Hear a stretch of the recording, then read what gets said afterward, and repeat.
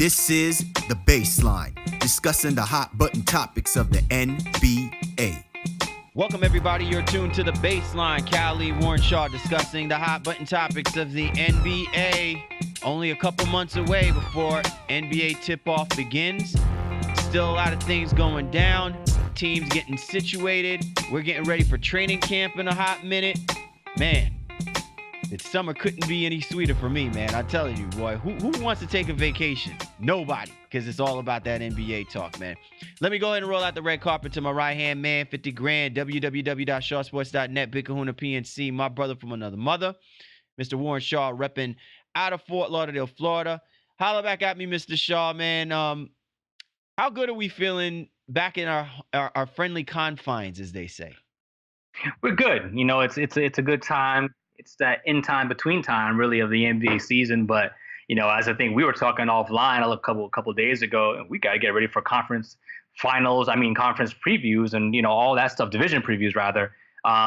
Just in a couple of weeks, because training camp will be opening and stuff like that. We got to get our information out there. So the in between time right now is a little bit lagging, but we still got some great topics that I think we're going to discuss as we ramp up for the 18-19 season. Oh yeah, no question. And listen, that's quickly around the corner.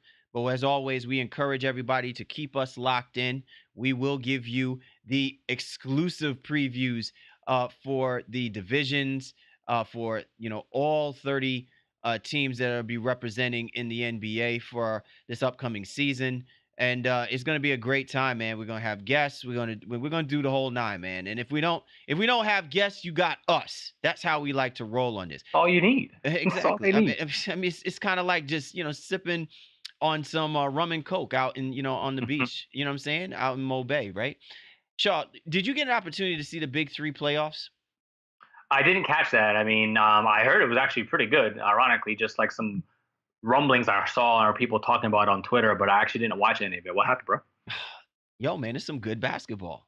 Some Yeah. really, really good basketball is played. The matchup between Tri-State and Power, that was an excellent basketball game. Power wound up edging out the victory. There was some controversial plays and controversial calls made towards the end of that. But Big Baby Davis, baby, I'm telling you, homie stepped up, man. So I think it was really great. I think it was a successful campaign for Big Three. Shout outs to Ice Cube. Shout out to Fox and Michael Rappaport. You know what I'm saying? He's now becoming the sideline reporter of the future, I suppose. But it was great, man. And the championship's going to take place at Barclays in a week, man. Oh, man. Well, you should definitely check that out if you get an opportunity. I mean, I had a chance to check out Big Three here in Miami area. I mean, it was a good time. I caught something with Steven Jackson and the artist formerly known as Ron Artest, and where Jax was really just talking really eloquently about his time playing with Ron. Sorry, Meta World Peace, back in the day and how much they really wanted to reconnect on their current team right now. So they're killer threes, I believe. So either way, man, I think the Big Three has a nice place in the heart of fans. It's given everybody to kind of something to watch and talk about over the course of the summer. It's a pretty good product, especially in year two. They revamped and fixed some things from year one. So I'm anxious to see what happens in year three. I think they'll be doing some maybe overseas dates with that as well too. Hope they get a chance to come back to Miami, but I think places like New York, Vegas, and LA are always going to be on that tour no matter what. Oh, most definitely. And can you believe we talking about an official organized NBA, not NBA, excuse me, but official organized basketball season, and Reggie Evans is considered as an MVP of that league as a candidate? Are you serious right now? Come on, man. Like, real talk. Reggie Evans. Giving people new life. Giving people new life. Reggie Evans talk about fourth in scoring. Like, come on, man. That's absolutely crazy. Shout outs to Andre Emmett, man. I remember when that kid, out of college, man, that kid was a scoring machine. And I mean, it's interesting because as one of our main topics in the breakdown is, players who were considered and touted as high draft pick caliber type players who fall off the radar. Will they ever become good players? And I sit here and watch this guy, Andre Emmett, come out there and he's just straight scorching cats. Even though it's in a half-court style setting, it still begs the question, what would have happened if this type of Andre Emmett was playing in today's NBA, man? And I tell you, man, it's going to be a really great conversation that we're going to have in a few moments. But again, big ups to Ice Cube, big ups to all of the people that were involved putting together Big 3 in season 2. Very successful and great quality basketball, and the best is yet to come with the championship game taking place next week. All right, so in a little bit, Sean and I are going to break down our main topic of conversation: quality players, high draft pick players who have fallen off the radar. Can they turn it around?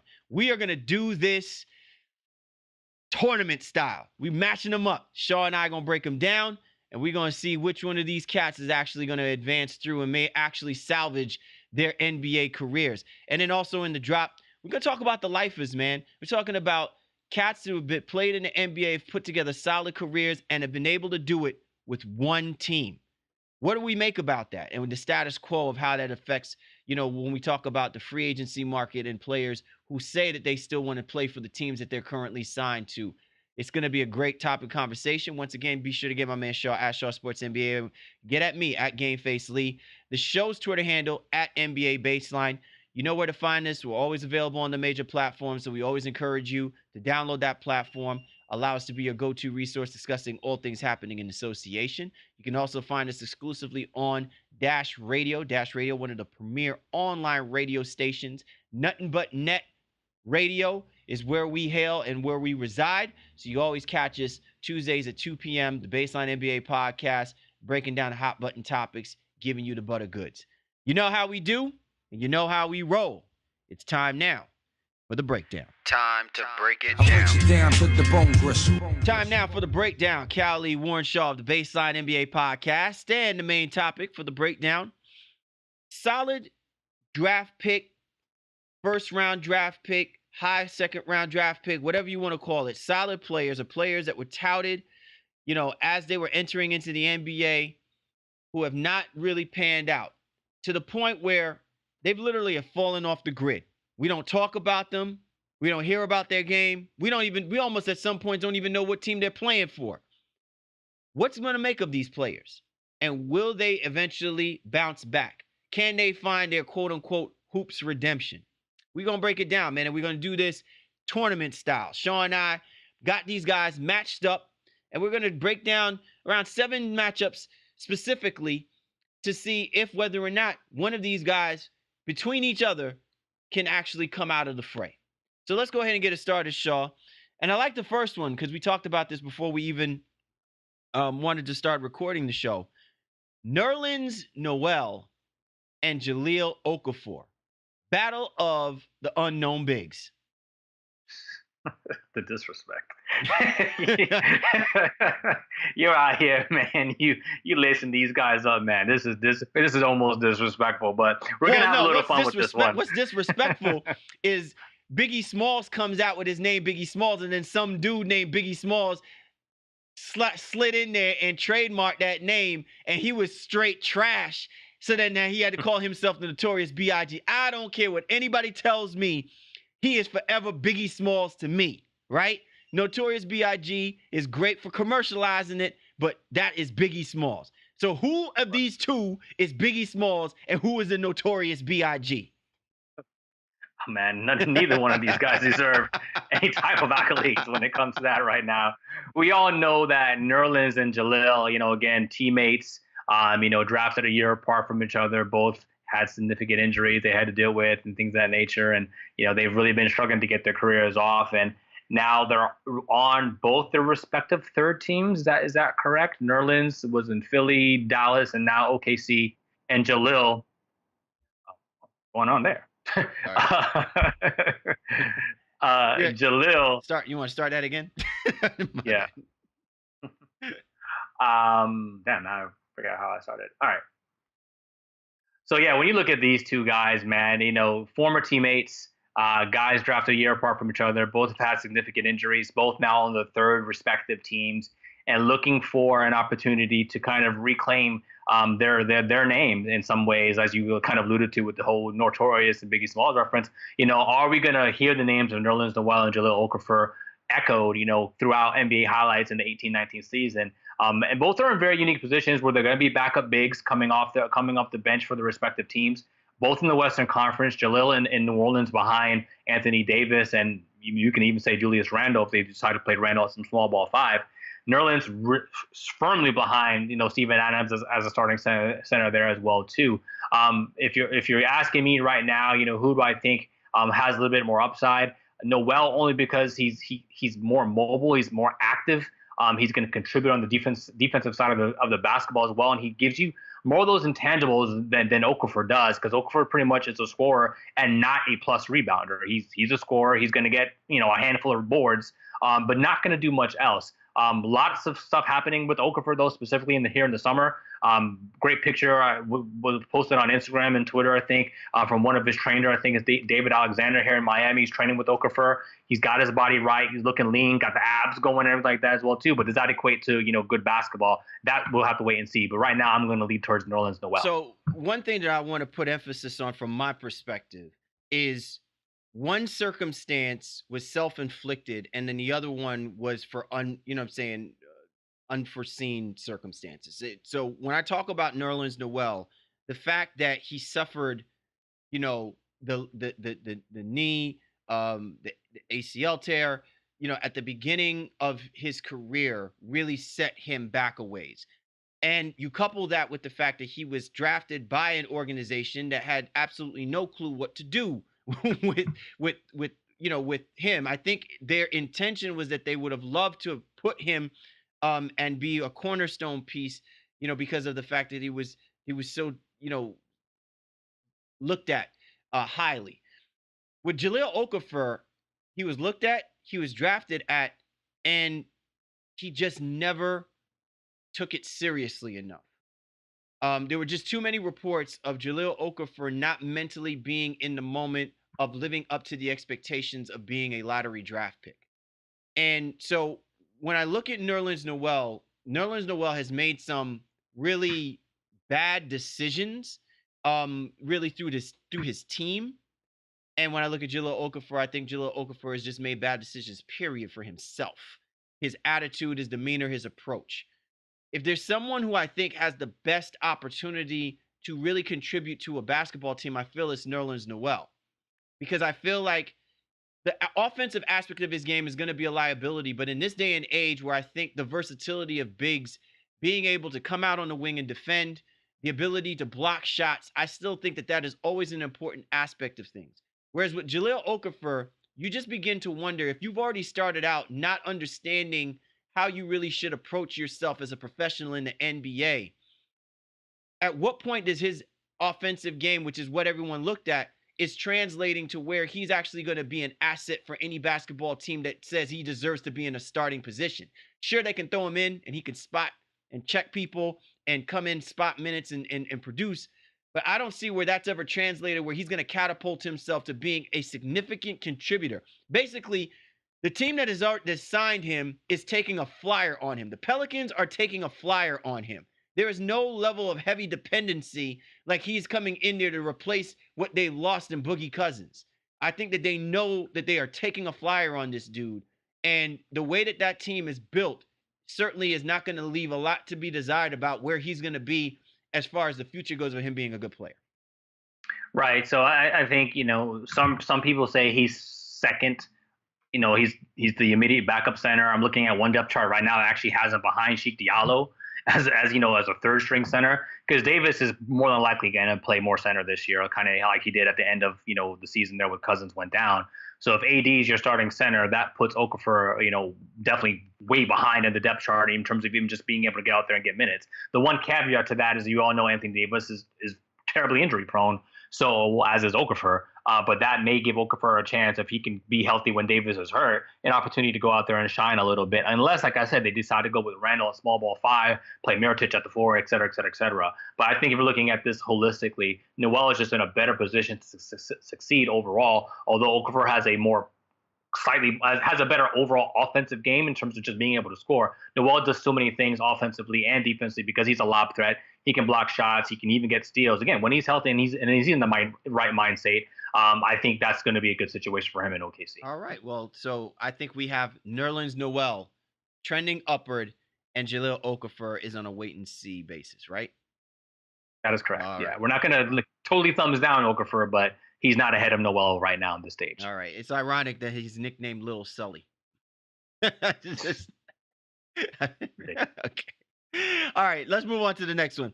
Elfrid Payton versus Dante Exum. I'm a little torn on this one, Shaw, because I thought that just by the last name alone, Exum, that meant that, you know what I'm saying, there was going to be a lot of excitement being built up around that name being thrown out there. I mean, man, if you can't even do it in Utah, bro, I don't know, man. I just don't know. Well, I mean, the situation here for Exum specifically is, again, he had a terrible injury coming back off of that. Peyton has basically been punted on by two teams. So, Orlando was like, nah, we're not going to do it. Phoenix took, whatever 35 game look at him. We're like, nah, not us either. And now he finds himself as the Rondo replacement in New Orleans, where he has an opportunity to start and, potentially to have a decent career alongside Gentry in an offensive minded system. Can I that's gonna run up and down. Can I push back on you a little bit though, Shaw, with reference to Elfrid Payton? Elfrid Payton last year averaged 12.7 points per game, 6.2 assists. So far this year, right? And that's somewhere around where his career numbers are at. It's somewhere where he's close to, to 6.5 assists per game. Now, granted, the guy can't shoot the three worth a lick, but he's hovering around 50% field goal percentage.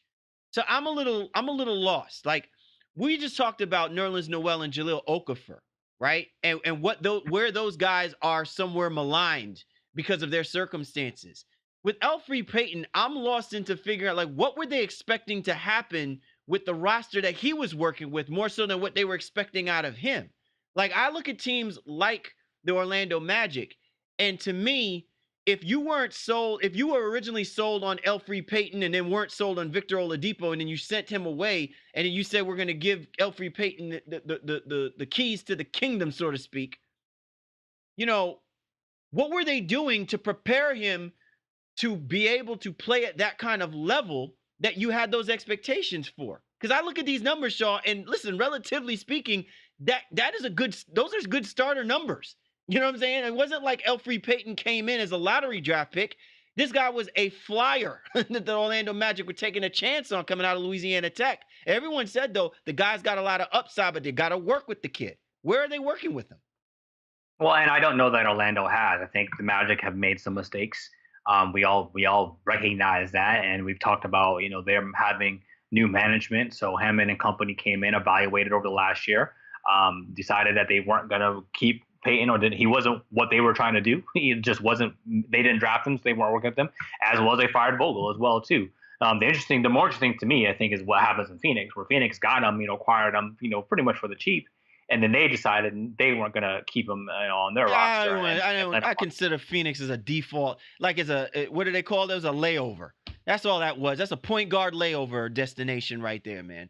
You know what I'm saying? And Phoenix, again, is another organization who hasn't been tremendous in handling talent and evaluating people. And we're going to be talking about a couple of their guys here in a little bit as well, too.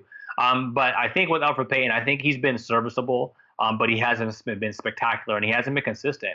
So he's one of those guys who, he gets the bulk of those numbers in three games, and then he'll go 2 games and not do anything. So he can get like 20 and 12, and then he'll get 2 and 4 the next game. And that's the inconsistencies that I think where teams have had, that problem with him overall. And again, I know summer he's working out, new system, he's ready to go in New Orleans. He's got a commitment to defense and things of that nature.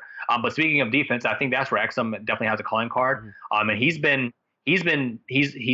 to be kind of relied on to be like the backup stopper, I think, in Utah, defensively.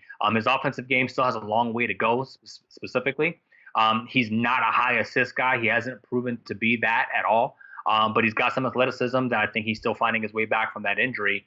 And I think he's going to have a nice role in Utah. But if I'm comparing him to Exum, to Payton, and who I think is going to have a better overall NBA career, who has the ability to kind of break through, I would lead actually towards Peyton only because of what we've seen overall. And Exum, I think, is just going to have a diminished role in Utah where he's maybe not going to be able to do everything he's athletically capable of. All right, so let me I'm gonna pull one of your favorite statistics, Shaw. Your per 36, right?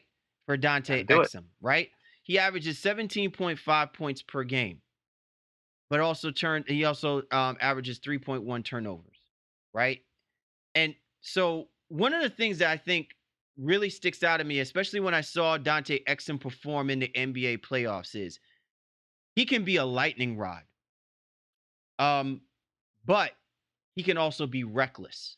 He is like a, I guess in I don't want to use this type of comparison to say that they equate each other. He is very much like a poor man's Nate Robinson. Whereas Nate Robinson know how to score the basketball, he was very streaky. With Dante Exum's value is him being on the basketball court and you being able to control a lot of the recklessness in his game. When he gets out of hand, he's a detriment to the basketball team. And that's one of the toughest things for a guy like Quinn Snyder, who is an exceptional coach. I think these are one of the things that makes him an exceptional coach. It's how he's able to harness and utilize Dante Exum to get the maximum amount of effectiveness in that backup point guard position. This is going to be one of the greater challenges for him, though, this year because the expectations will be high given what the Utah Jazz has done. But at the same time, it still makes you wonder, does Dante Exum have it within him to start putting his game together? Because this was the whole point of them drafting him that high in the draft to begin with. There wasn't supposed to be a Ricky Rubio in this particular scenario. It was supposed to be Dante Exum. And to this point, Dante Exum has yet to show that you can put him on that court for 28 plus minutes a night with an effective means of helping a basketball team on both sides of the basketball. Yeah, well, I think offensively is where he still has got to figure it out. Again, I've spent some time or talking to people from Utah, and they say he's loved there. That's why they re-upped him, as well too. Remember, he just got a new deal this summer, while a guy like Elfrid Payton is struggling to make money. Although, Payton has been on 3 teams, but has produced better overall numbers, even if you just want to say by virtue of being healthy. Utah was like, well, you know what? You're going to be a part of our future here. You're going to be one of our core guys. And that says a lot about that franchise and what they also still believe in Exum overall. But again, I still lead towards Peyton in terms of being able to being a better overall player. But that might just be statistically. Exum might be great in his role for what Utah needs overall. All right, you're tuned to the Baseline. Callie Warren Shaw discussing the hot button topics of the NBA, our subject of the breakdown. Players drafted high, falling off the radar. Can they resurrect their career? Can they bounce back? Can they be the solid players that everyone had high expectations of? All right, let's go ahead and talk about another set of players here that we matched up quite nicely. Justice Winslow of the Miami Heat and Kelly Oubre. This is great. I like so far our matchups, these guys have been maybe a year apart. The last 2 are all drafted in the same draft class. And this is a group as well, too, drafted in the same class, if you will. Similar overall numbers to like in terms of their careers to date. 7.6 points for Oubre, 3.4 rebounds. Winslow 7.5 points, 5.3 rebounds. And Oubre, I think, is probably been emerging, has gotten better than he definitely took a year off last year. Wasn't as good. He had I think that second year he seemed to be a lot better, then just kind of fell off the face of the earth. Or Winslow, I don't think he's really done much either way, and I know you're talking about Celtics offering whatever was 7 picks for him and Riley saying absolutely not. I think if that same offer was on the table, in hindsight, Riley would definitely do that because Winslow he's not progressed in the way that people would have hoped on either side of the basketball. He's not this great defensive stalwart that everyone was making him out to be. And again, he's physical and he tries hard. But I don't get this. Okay, well, Winslow's going to shut somebody down type of situation. And Oubre isn't any of that. Oubre is very much a slasher. Has figured out a way to be effective from the 3-point line in some seasons, especially playing with Wall and Beal, who are great to kick out. I think the Wizards are a better overall talented team, and that probably makes Oubre stand out a little bit more. But this is definitely a push when you think and looking at these 2 guys. Listen, all you can say is this. In 2016, 2017, Justice Winslow averaged close to 35 minutes per game when he was on the basketball court, right? Even though it was much of a shortened season. And in 2017, it's down to 24, 25 minutes. So it's either you can't tell me that they're just trying to, ease him in. They don't want to risk any kind of injury.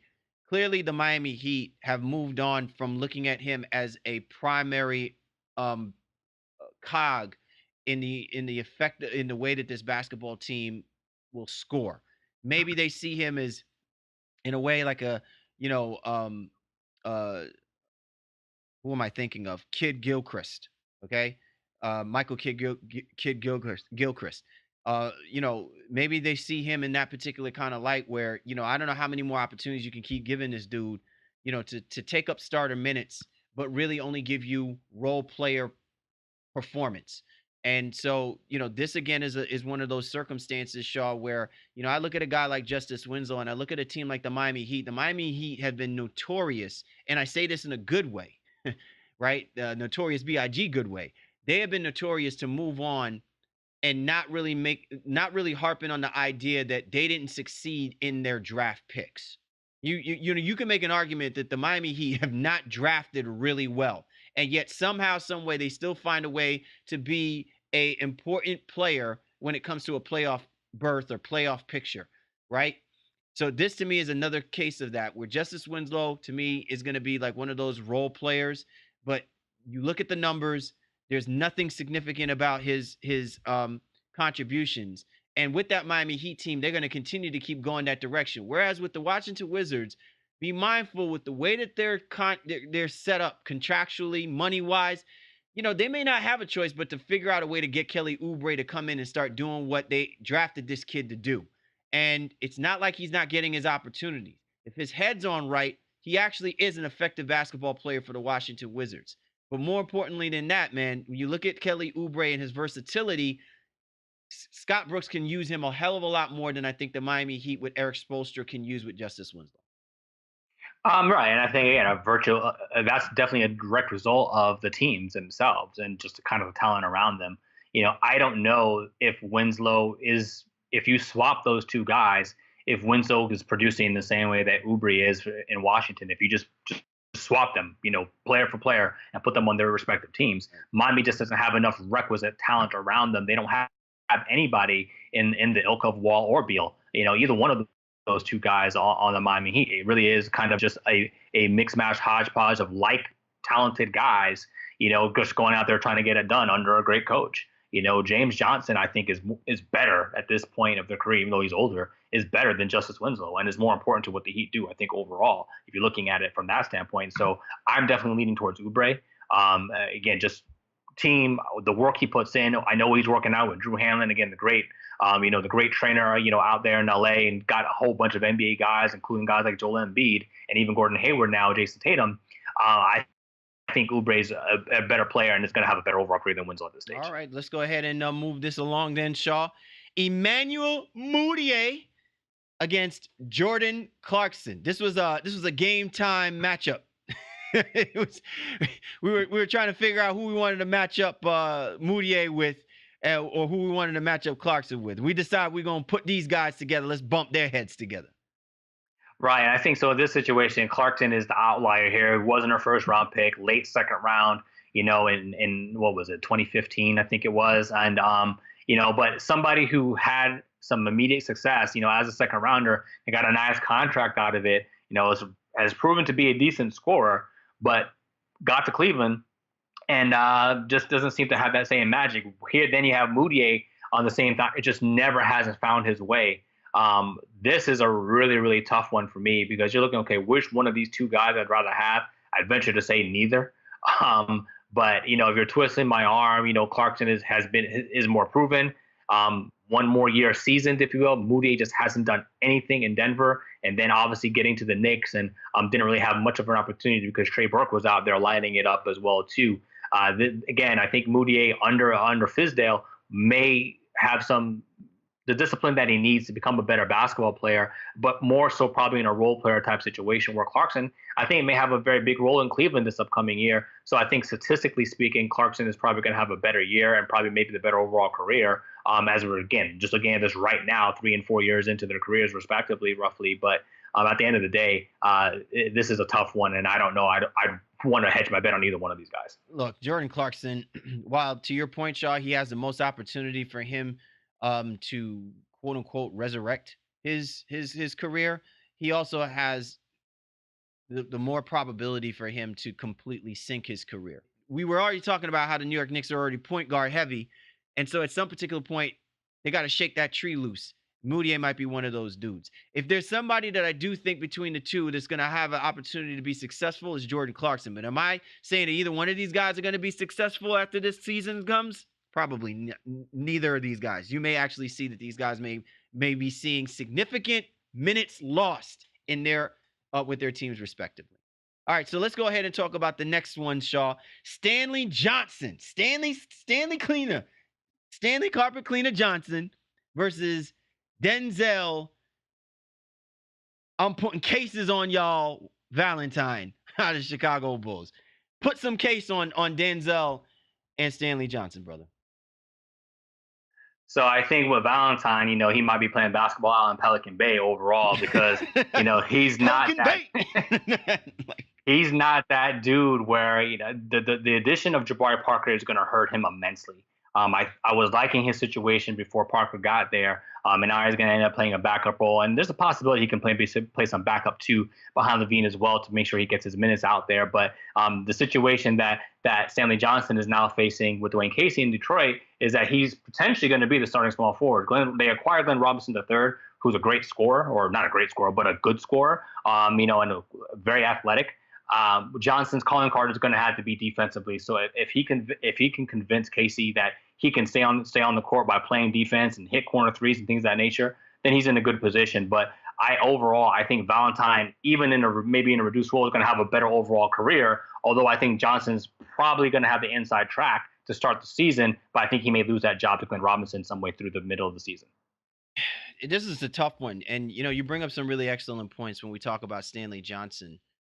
Let me go first with Denzel Washington. I agree with you, Shaw. Valentine. I'm sorry. See, I already had him in Pelican Bay, man. He didn't even know it. So, the equalizer. For Denzel Valentine, I agree with you. I don't like it. But I didn't like it not because of the situation regarding Jabari Parker. I just didn't like it because he's dealing with Fred Hoiberg. And Fred Hoiberg, to this point, has not figured out a way to get Denzel, to put Denzel in the best possible position so that you can see all of his game in full tilt. Especially in a period where they couldn't figure out a way to score the basketball or couldn't figure out a way, to figure out the identity of this basketball team before they got Lauri Markkanen. The whole problem that I have with a guy like Denzel Valentine is that the guy can be decent in so many different ways that because you're asking him to do so many different things, it compromises what he could be truly good at. You remember we had this conversation some time before about Jrue Holiday, where this guy is like a five-tool type player, but they use him as if the way that he contributes is only like he's good for two or three tools, right? And so that's what I feel like is happening with Denzel Valentine. Whereas with Stanley's calling card came in playing defense. Now, you go and you get Blake Griffin. You still have Andre Drummond. You still have Reggie Jackson. And then now you have Glenn Robinson. The kid is more apt to score the basketball.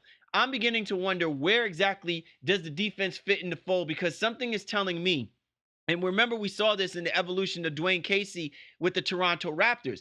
The team became a defensive-oriented basketball team until he started figuring out ways to open up the game for the Toronto Raptors. Unfortunately, it was too little too late, but eventually we saw the game open up for Kyle Lowry and DeMar DeRozan and a plethora of guys, and we saw depth in the lineup.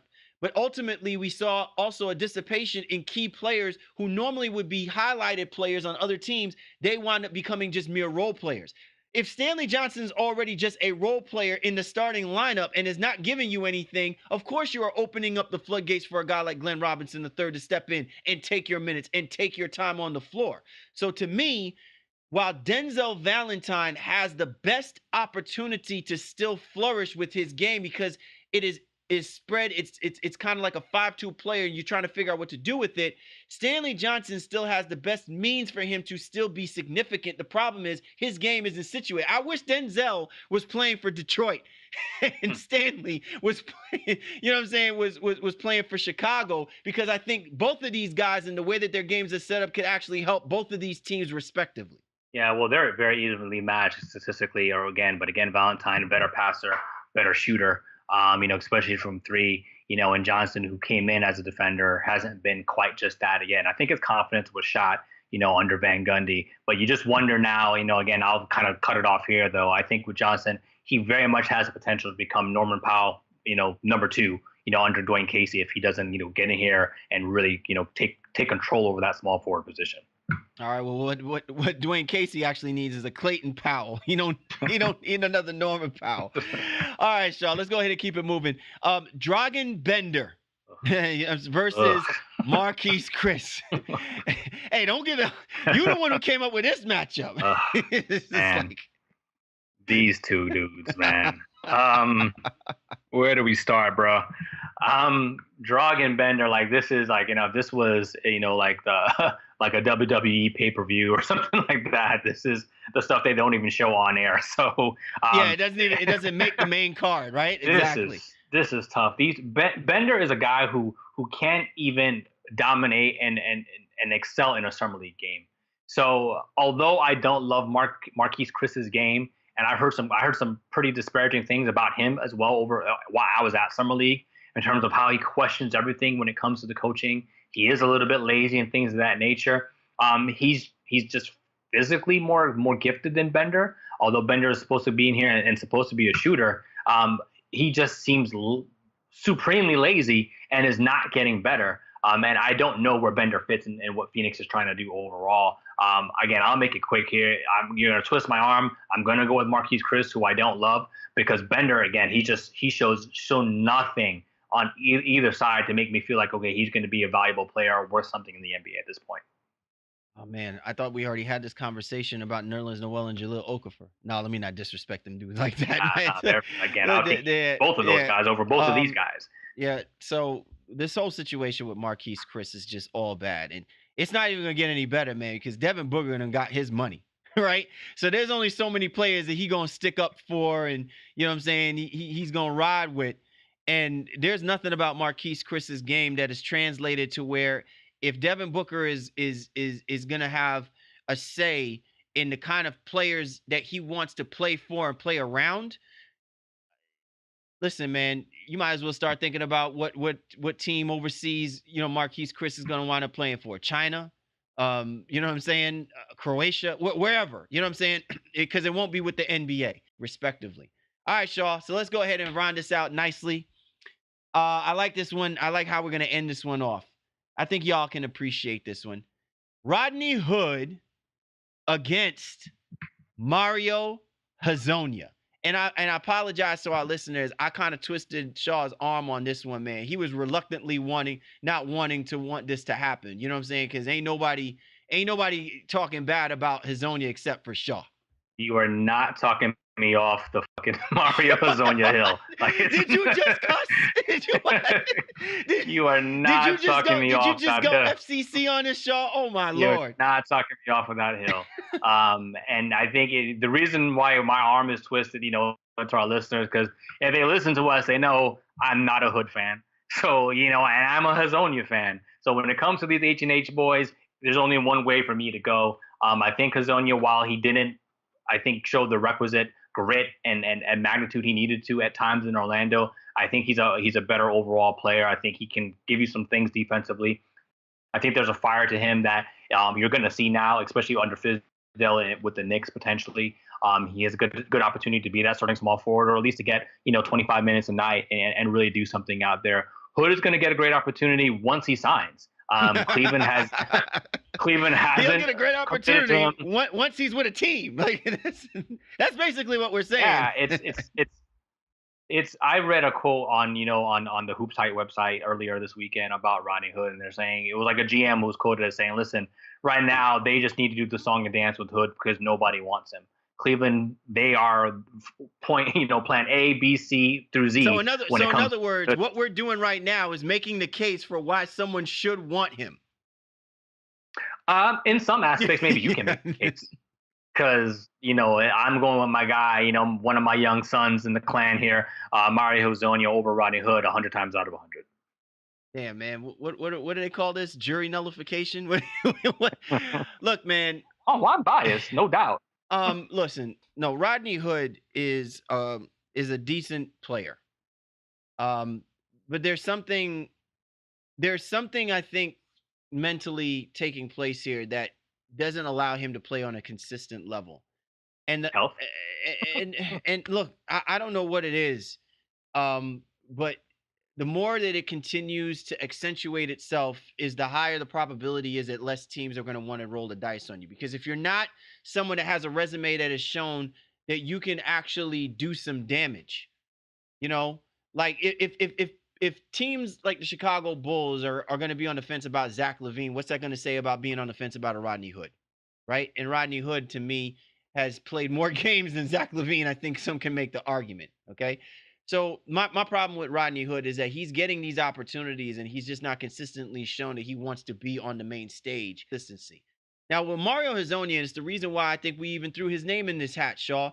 My thing about Mario Hezonja is that what concerns me is that while the Orlando Magic did not do a good job of developing Mario Hezonja, nothing about Mario Hezonja's game jumped out at me completely to a level where I'm like, man, you're getting a prime opportunity to do some damage with the New York Knicks, but if you couldn't jump over Evan Fournier and, the litany of other guys that played that swing guard position, what's this say that he is going to be in the good graces of a guy like David Fizdale? And I think those are all valid points. Everything, the numbers, analytics, everything scream Rodney Hood. He has had a better career than Hezonja to this point. I just don't think Hood is that guy. Like you said in the outset, there's something missing there. Aside from him not being able to even stay healthy, he's just something is not there for me when it comes to his ability to be a more than a contributing player. And I feel like Hezonja has some explodability and some untapped talent that we haven't seen. And, he can go to New York and completely flop under Fizdale's system, be buried on the bench as the 14th man and, not play any minutes. But right now I'm riding with Hezonja. I'm feeling confident about the way he finished the season in Orlando because they did have some injuries. And, Vogel was like, well, why not? Let's go out here and see what he has. Isaacs was injured for a large part of the season as well, too. I think he's just going to have a good opportunity. And if he doesn't succeed, well, then so be it. But right now, although everything screams Hood, I'm going with Hezonja as a guy who thinks he'll have a better career and definitely a better. All right. Shaw, just out of curiosity, though, if you can give me one player out of all of these guys that we've talked to that we've advanced to say, we talked about Jahlil Okafor, Dante Exum, Kelly Oubre, Jordan Clarkson, Stanley Johnson, and Mario Hezonja. Which one do you think has, is likely to step above and beyond out of that group of guys that we just mentioned? Well, I'm a little eccentric, and we'll probably lose listeners. I think the person in this group with the biggest star power, like potentially, who's like, okay, who can actually be something? I think is actually Hezonja. I really do. I think he has something. He can be maybe an 18-point per game guy, and really go out there. But I really do feel like Noel is going to have a great bounce back year in OKC. He's probably not going to get an opportunity to average double coming off the bench, but I think his per 36-minute averages. I think his rebound rate is going to be very, very exceptional. I think we're poised to see Noel do some really good things in OKC and Oubre as well too. I like him in Washington. I think they're going to have a good year. All right, and my apologies. I meant to say Nerlens Noel. I had advanced Okafor. Maybe that's the best it's ever going to get for. It could happen. It could happen. Okay, I'm gonna cease and desist on going off on my man. On Lil Sully. I'm gonna stop doing that. You're tuned to the Baseline. Cali, Warren Shaw discussing the hot button topics of the NBA. And this was the breakdown. Time now for the drop. Callie Warren Shaw of the Baseline NBA podcast. This week on the drop, topic of conversation lies in the lifeless. Those dudes that decided to roll with the team that originally signed them. They say loyalty is royalty. And so for guys like Tim Duncan and Kobe Bryant, Dirk Nowitzki, John Stockton, Udonis Haslem, right? You know, there was a point, Shaw, we could have probably said the same thing about Dwayne Wade until that ugly situation occurred, you know, a few years ago. But it just speaks volumes about how the idea or the thought process of a player saying that he wants to stay committed to play for a team, one team, until he decides to walk away from the game itself. There was a time where that was really easy to come across that kind of logic, that kind of frame of that type of thought process, that way of thinking. But nowadays, man, it ain't but a thing that if it ain't gonna get paid, if a team is not negotiating in good faith, they are not afraid to take their services elsewhere, even if it's in the backwoods of semi-pro ball, if it came to that, man. Yeah, no, it's a very unique thing, you know, to stay with a team, you know, past your first, second contract, even if you will. You know, I think Nowitzki is a guy who's re-upped maybe 5 or 6 times because he's got a couple 1-year and 2-year deals here and there at this point. But 20 years now, you know, going to be right there with Kobe as the longest tenured player with one organization. And I think with Dirk specifically, it's very interesting because he wasn't originally drafted by Dallas, you know, and neither was Kobe. He wasn't originally drafted by the Lakers, traded from Charlotte. But Dirk was drafted by the Bucks in 1998 for I believe, the now passed, Robert Tractor Trailer from Michigan. And Dirk, you never really heard him flirting with other organizations or teams. I mean, I think there was soft interest out there, and, you know, a couple people who might have made some calls, but I don't think Dirk was ever really leaving that organization. And to see him come back, you know, this year, I think it's huge, you know, for his organization, his brand, and what he means to the Dallas organization franchise.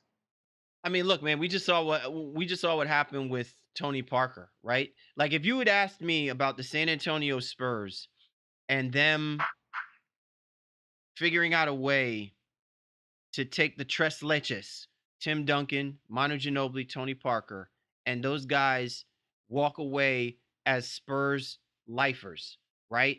I think that would have been the last of that generation, that breed. And here we see that Tony Parker has decided that, you know what, I'm going to go and play for another team. I'm going to go play for Charlotte. It really says a lot about the timetable. Not only that the older players are giving themselves because of the fact that they do want to play, but also it speaks about how less important it is that they are committed to playing for one team under one organization, because it isn't as if Tony Parker was doing this under duress of a new management, you know what I'm saying, umbrella. It's still R.C. Buford and it's still Greg Popovich. And so when I think about a guy like Tony Parker walking away from the Spurs, and a guy like Manu Ginobili, who's been on the fence about whether or not he wants to stay or go, or, you know, maybe play another year, and he probably doesn't see doing it with the San Antonio Spurs, it talks to me a lot more about, you know, where they feel that the game of basketball is to them as much as what their commitments have been to everything outside of the game of basketball. You're right. I mean, you're looking at let's take a little bit from this aspect, you know, the Spurs, though, specifically, maybe kind of parking lotting your point there for a little bit. But, you know, if Parker had stayed, you know, that would have been what year 17 or 18 for him, you know, with this organization. Ginobili, 16 years with this organization. Duncan played 19 years with the organization. Then if you look further down that list, you know, of players who stayed, they had David Robinson, who played his entire career there, 14 years. What does that say about that team? You know, that organization, to have so many lifers, Hall of Fame lifers at that, you know, on their roster. No other team can really can boast that in terms of even kind of the back of it all. You know what I mean? Where these players bled into the next generation, so to speak. You know what I mean? Where you have Celtics people who stayed, you know, years, but Bird never played with Bill Russell. you're looking at the Spurs team, Duncan, Ginobili, Parker, David Robinson, they all kind of bled into each other. And I think that says a lot about what that team and that organization represents. The only time frame that I can think of where we would have had like that kind of cross-generational talent is if the Celtics still had Reggie Lewis and then they wound up still getting Paul Pierce. I think if that cross section had taken place, there's no question that Reggie Lewis would have walked away still being would have walked away the game as a Boston Celtic, and Paul Pierce, I think to some level and degree, probably would have. I think part of a lot of where we talk about some of the players and the decision making process and whether or not they still want to be a part of an organization, who knows where the Boston Celtics would have been. I mean, it completely would have changed the course of our big three with Kevin Garnett and Ray Allen and everything like that. But I do think that part of that is also about the kind of players that are still situated in the organization. And sometimes if you're the only player that's there and the organization is changing around you, you begin to wonder if you're a lonely voice of a previous generation or a previous time. And I think that sometimes that does have an effect about where you see your longevity with an organization or with the team, after a certain point, after you get past that 12-year, that 13th year, so forth and so on. There isn't that many veteran voices that are talking to you or guys that you came up in the ranks with who would have discussed this with you so that you would have felt secure about saying, I want to stay with this same team for another 3 or 4 more years.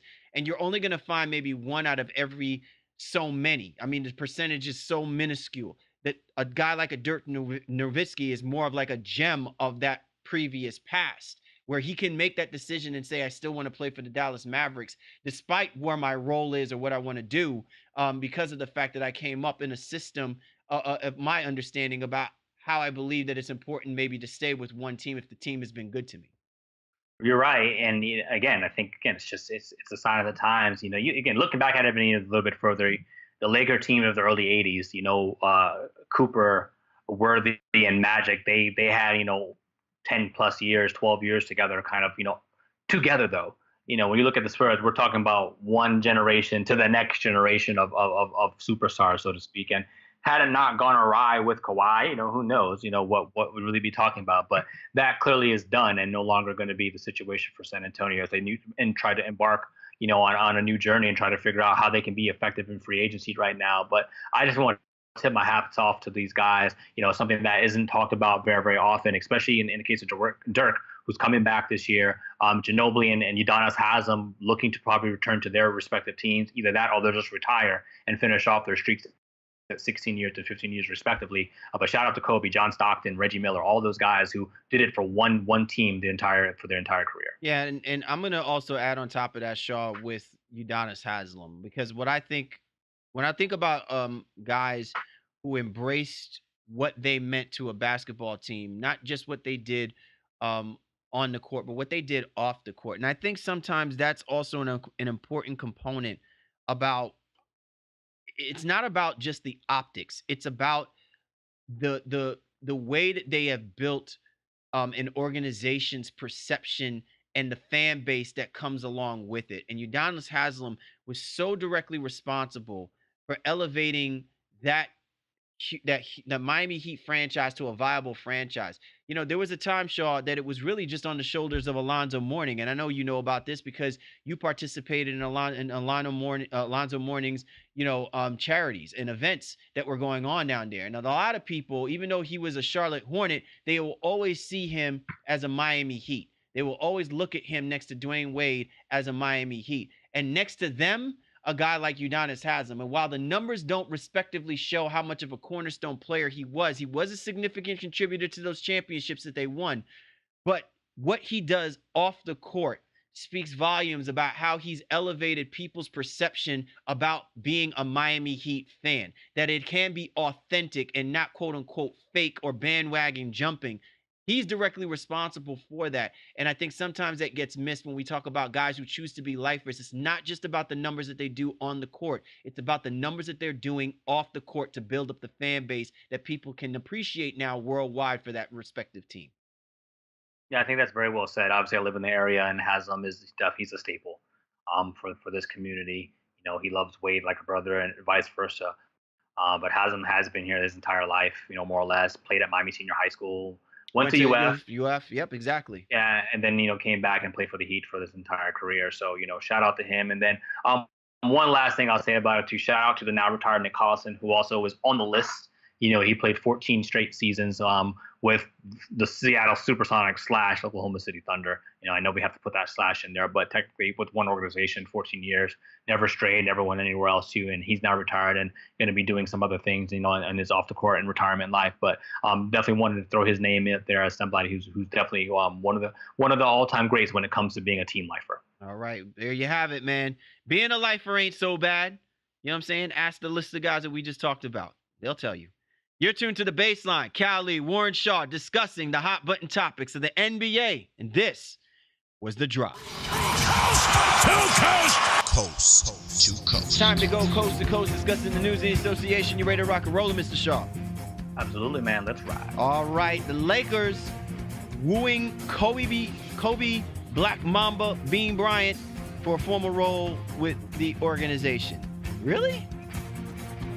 I mean, it only makes sense. Why would you not want to have kind of that three-headed monster of Pelinka, Magic, and Kobe trying to be out there making your recruiting pitches when it comes to free agency? And Kobe is a savvy businessman as well, too. I'm sure he and Bus and Magic and Pelinka put the Lakers in the greatest position to continue to build on that massive brand they have out there in LA. Is that they need to bring more Laker greats back. All right, out in Houston, the Rockets are desperately trying to trade Ryan Anderson. I feel like it's like desperately seeking Susan. Like, this is so, like, this is just, I like Ryan Anderson, man, so I feel like this is so foul we're even bringing this up. Yeah, Anderson has been rumored to Sacramento, supposedly had interest. Surprise, surprise, no reason for them to, so of course they have interest. But the Miami Heat were also, looking at kicking the tires on him, but no takers right now, and he's just not fitting into there, especially with Melo in that mold right there. I just don't really know what Anderson's role was going to be. He got very little minutes towards the end of the season, so we'll see if they end up trying to do some sort of stretch provision with him, or if they find a taker before the season starts. All right, Sean. Finally, Dwayne Wade. He's saying, "I'll pay that fine." WNBA player Ty Young wearing the new D Wade 6s. Unfortunately, those shoes are not authorized during WNBA games.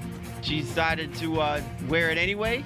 Dwayne Wade basically throwing it up on Instagram, saying, "Hey, you can send that fine my way, baby. I love the love. I love to get the love. I love you showing me love, so I'm gonna give love."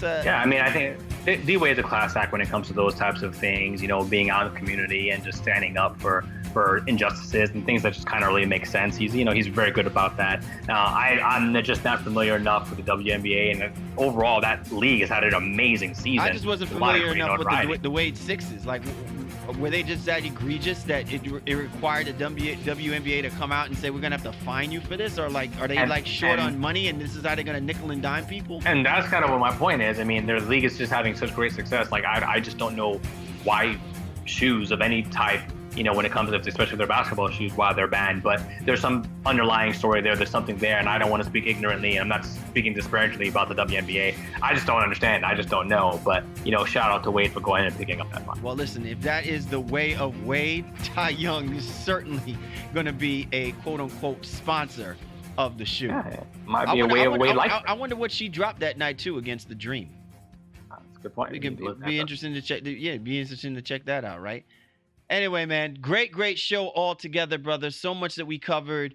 A lot of quality players that we discussed that we're going to be keeping our eye out for this upcoming season, given the new situations and circumstances for them, even with their old team, as far as whether or not these guys are going to figure out a way to find their hoop redemption. It'll be interesting to see what's going to happen for this upcoming season. Absolutely. Again, I had a great time, with this one. I hope our fans and listeners, it gives us something to kind of dive into and just discuss, debate. This is more of a barbershop style kind of conversation show that we had here, just pitting players against each other. Like, where do you stand on it? So fans, listeners, hope you enjoyed it. Let us know who you like, from our matchups. We gave you 7 great matches. maybe not so great in the case of Bender and Chris. Throw a jab back at them. But we'd love to hear from you guys. As always. That was a tester. We should have threw that one up in the beginning but clearly we wanted to keep y'all on board to listen to us, so that's why we sent them to the bottom and saved the best for last. So that's like when you're trying to debut like a new show, so then you put like you mean like right. the commercial break in the middle of one of the shows that everyone's gonna watch, something like that. It's like, well, we're gonna throw this one here, so like listen in because we're gonna get to that at some point or whatever. It's again, Bender, Chris. I wish those guys are but the best, man, but I'm just not hopeful. Well, thank you for keeping it 100 as usual, brother. Always. All right, yo, listen, we once again appreciate you and yours for tuning in to us. For the Baseline, Cali, Warren Shaw, we appreciate you guys. You know we do. We'll catch up with you next time.